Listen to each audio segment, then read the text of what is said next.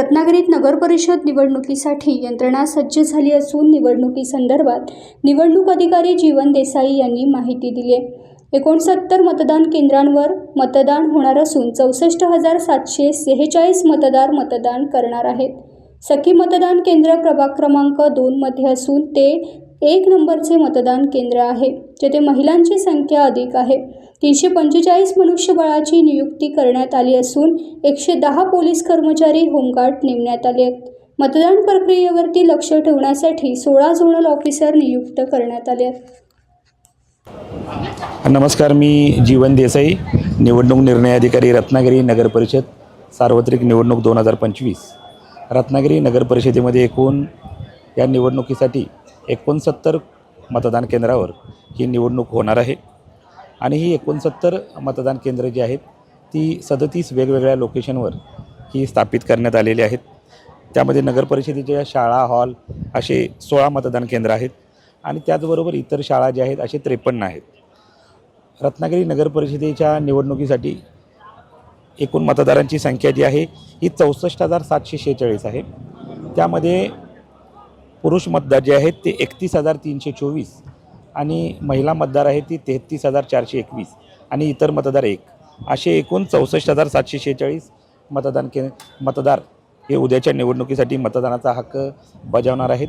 जे दिव्यांग मतदार आहेत त्यांना मतदान केंद्रावर व्हीलचेअरची सुविधा करण्यात आलेली आहे।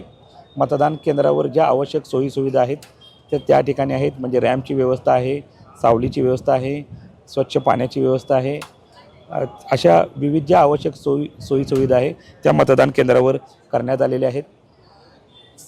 ज्या ठिकाणी महिला मतदारांची संख्या जास्त आहे असं एक मतदान केंद्र, सखी मतदान केंद्र हे स्थापित केलेलं आहे।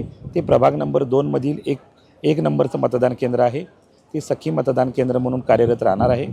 त्याचबरोबर गोदूताई जांभेकर प्रभाग नंबर 9 मधील जे पहिल्या क्रमांकाचं जे मतदान केंद्र आहे ते आदर्श मतदान केंद्र म्हणून काम करणार आहे।